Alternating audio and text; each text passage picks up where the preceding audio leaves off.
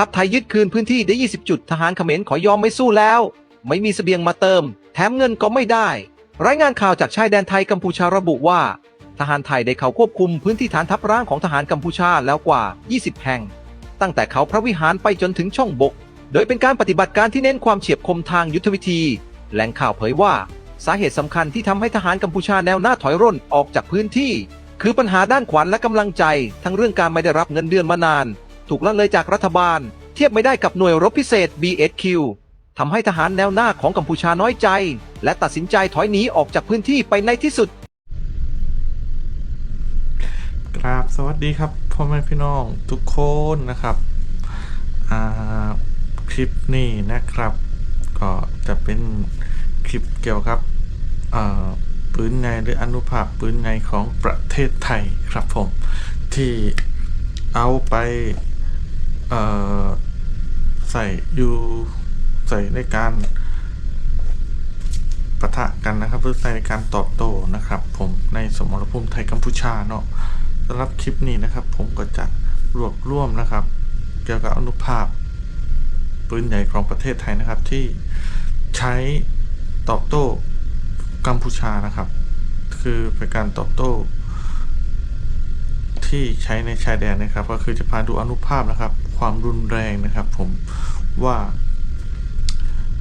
ฝั่งทางนู้นนะครับได้รับความเสียหายอะไรบ้างแล้วก็หนักขนาดไหนนะครับสำหรับอนุภาพอาวุธของประเทศไทยเรานะครับก็จะเป็นคลิปเหมือนเดิมครับที่ผมไปคัดลอกหรือดึงมานะครับผมก็บริเวณที่จุดพ่อผมอยู่นะครับก็ไม่ไกลนะครับเพราะว่าตอนจุดที่พ่อผมอยู่ก็โดนไป6ลูกนะครับระหว่างที่พ่อผมไปเล่ขายที่นอนครับผมก็โดนไปบริเวณนั้นก็โดนไป6ลูกแต่ยอมรับว่าปืนขอโทษก็เป็นเวลากลางคืนออกเวรมาก็มาทำคลิปนะครับผมก็เป็นเวลาที่พอผมไปได้ขายที่นอนพอดีนะครับผมจุดที่ไม่ว่าแต่บ้านเรือนหรืออะไรที่พังนะครับส่วนมากนะครับก็จะเป็นบ้านของทหารหรือหมายความว่าประเทศไทยเรานะจับได้ว่าบ้านหลังนี้หรือมีทหารเข้ามาพักหรือว่ามีทหารเข้ามาพัวพันหรือมาทำอะไรต่างๆนะครับที่เป็นภัยต่อความมั่นคงของประเทศไทยจึงโดนลูกปืนใหญ่ลงนะครับผมก็พาดูคลิปไปเรื่อยๆนะครับผมคลิปของปืนใหญ่กัมพูชานะครับที่โดนยิงไปนะครับ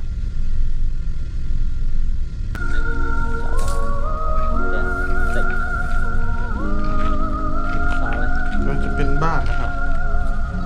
เป็นบ้านของทหารนะครับคล้ายๆกับบ้านหลังนี้นี่ตรงนี้ป่าห้องที่ทหารเข้าไปเอารถอีแตนมาจอด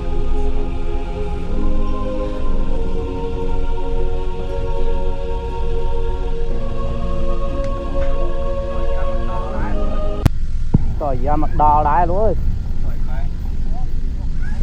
ต่อยไหมต่อยยาอย่างที่ไกล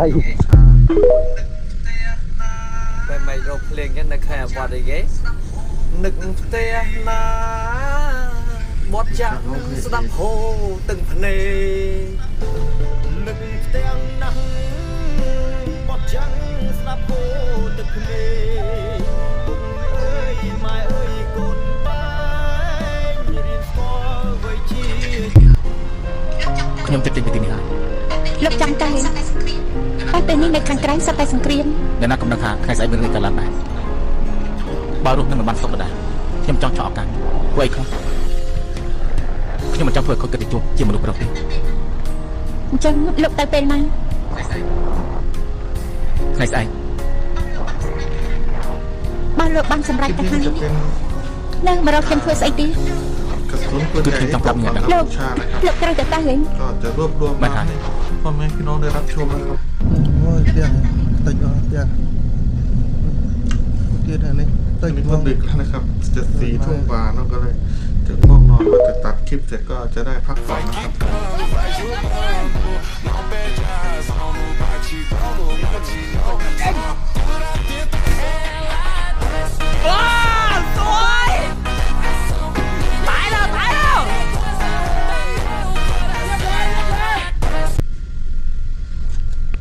ថាម៉េចឯងគ្រាន់តែជាបាញ់ព្រុញកពីកប៉ុកហ៊ានប្រហិនដល់ម្លឹងផងឯងស្មានថាស្ដេចត្រាញ់យើង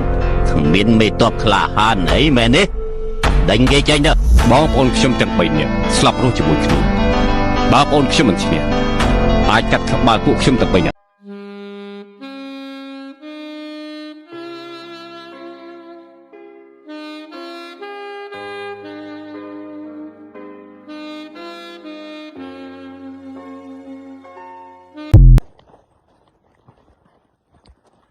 រត់ទៅមក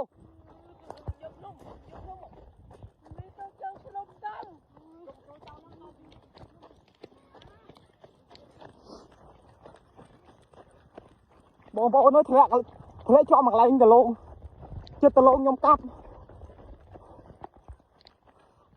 រត់ទៅមក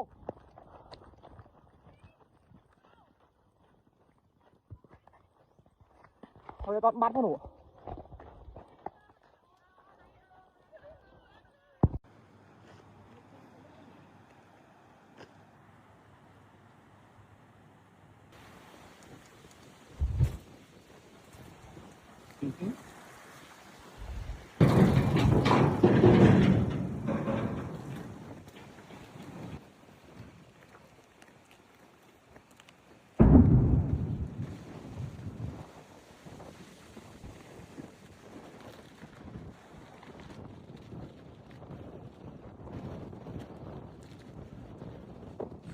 เป็นการรีวิวโดยคนจีนนะครับที่ไปถ่ายนะครับนี่รีวิวโดยคนจีนนะครับ ที่เข้าไปถ่าย ตอนที่โดนไข่นะครับของเครื่องบินบ้านเราครับ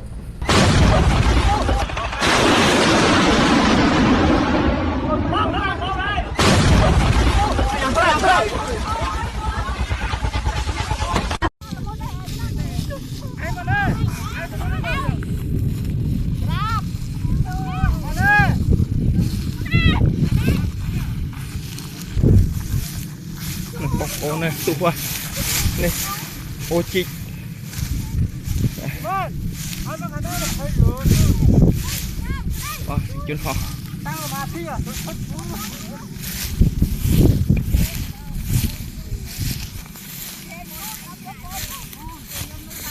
អែមកគឺណាយមកអើយអត់មកអានេះថាអូជីកមែន cho mấy nhom khơi nhom tham mến mền mơ mum nè nè trên họ này này mình để việc banh tao trẻ thôi giờ mòn khơi tao cực tao khơi vậy kìa để thơ thâm đa rồi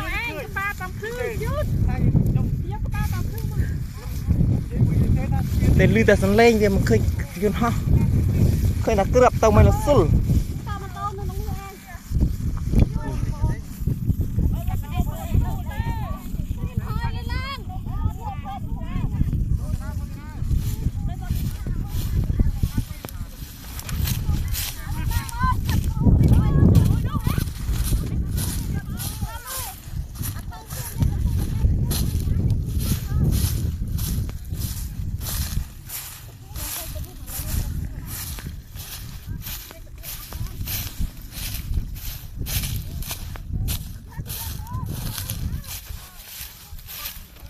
bảy con đầy à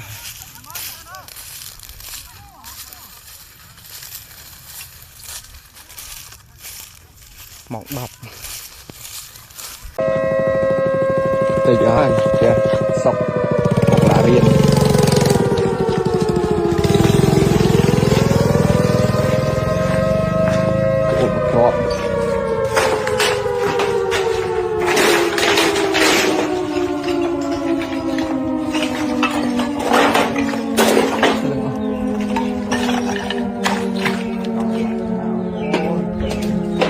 một đau rồi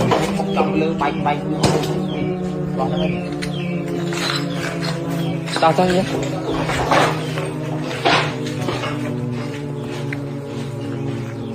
trong pôn lên vậy cho em ra Him te, a tuan sai oi, tu pong sai te tuan. แต่อันนี้เบือดก็ใช้ได้ใช่ได้เอาให้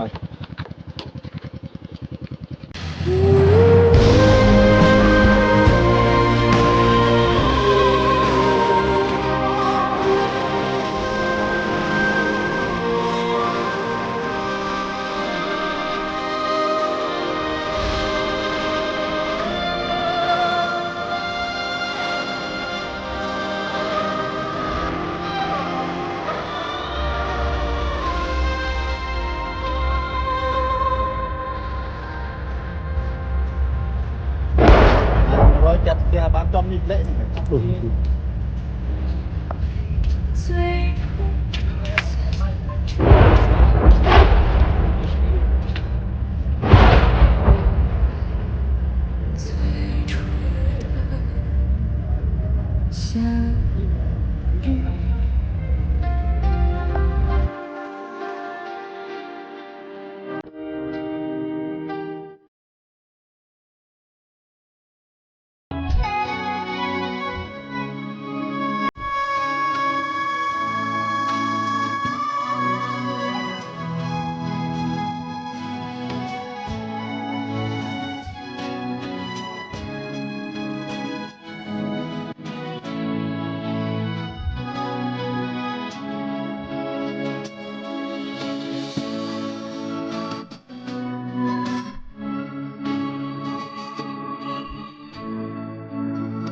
Hãy នេះមានសំណាងហើយនេះ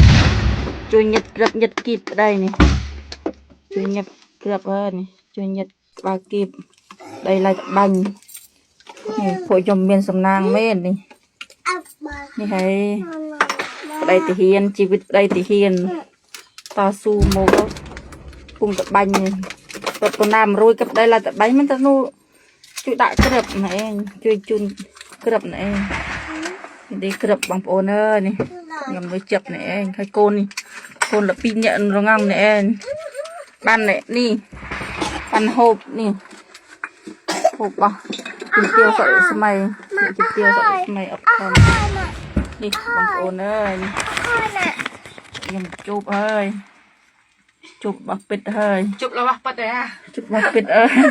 មើលនេះរត់រួយទេដល់ជួយរួយទេមានតែរត់ជួយដាក់ក្រឹបនេះឯងជួយដាក់ក្រឹបជួយថងក្រឹបអូនឯងនេះបងប្អូនអើយ មុំពៅពន្លកបងមកភ្នំពេញទុកបងរលែងភ្នំពេញបងដើរវងវែងមុំនៅទីណាទីក្រុងគោក្រគោគ្រី កងទ័ពទាំងអស់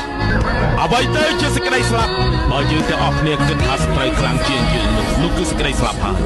ភាពកំសាន្តដែលកើតឡើងមាននៅក្នុងសមរភូមិក៏ជាសេចក្តីស្លាប់ផងដែរបើយើងមិនដោយឲ្យសត្រូវប្រមាថម្ដាយរបស់យើងទាំងអស់គ្នាហើយនៅទុកជីវិតឲ្យគេទៅទៀតយើងត្រូវយកក្បាលរបស់វាដាក់ដល់បាតជើងរបស់ម្ដាយយើងបើយើងបោះក្រោយនោះយើងទទួលសេចក្តីស្លាប់យើងត្រូវតែជំនះលើសេចក្តីស្លាប់ទាំងអស់នោះគ្មានអ្នកណាអាចប៉ះពាល់មេត្តានិងមាតុភូមិរបស់យើងបានទេ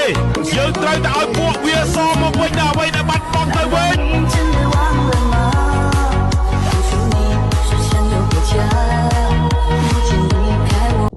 ដាក់ហើយបងប្អូនបាទឥឡូវខ្ញុំចេញមកក្រៅហើយបងប្អូនបាទនោះផ្សែងhơiធ្លុំបងប្អូននៅភូមិជោគជ័យបងប្អូនបាទនេះបងប្អូនឥ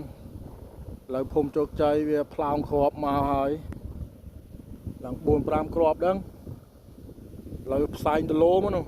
ថ្ងៃទី 8 ខែ 12 2025 នេះឥឡូវជាជូនចាញ់អើយតម្លាក់បានគ្រាប់មិញឲ្យផ្សែងនន់បាតផងនោះភូមិមកហើយខ្ញុំនេះក៏ចាញ់ដែរនេះទៅអើយ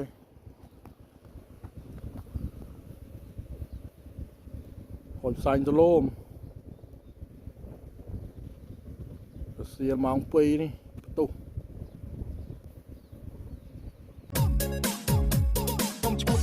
ខ្ញុំចេះខ្លួនឯងគេមើលពីចម្ងាយគេថាខ្ញុំសំដែងតែក្នុងចិត្តខ្ញុំគេមើលមិនឃើញជាក់ស្ដែងបើមិនទាន់ស្គាល់ច្បាស់មិននិយាយមិនខ្លាចកាយជ្រេញចោះមិនលឺហើយជ្រេញចោះខ្ញុំខ្លួនតែមួយមិនអាចអត់ចំណេះទាំងអស់ខ្ញុំមកលើកាន់សិលមិនដូចពីមុនសោះគិតច្រើនខ្វល់ច្រើនមានរឿងចេះចង់ពីធម្មតា ទេបើយើងនិយាយពីអារម្មណ៍ទេថាយើងឈ្មោះបែបដឹងក្នុងសង្គមនៅពីមុខធ្វើល្អនៅពីកង់និយាយតាមដង្ហើមនៅពីមុខយើងមិនហ៊ាននិយាយចំខ្លាចអីជំនួយពិសាចអីកុំឲ្យទៅជ្រុលជ្រោះមកវែកជាសំដីខ្លាចគប់អារម្មណ៍មិនបានเป็นยังไงครับ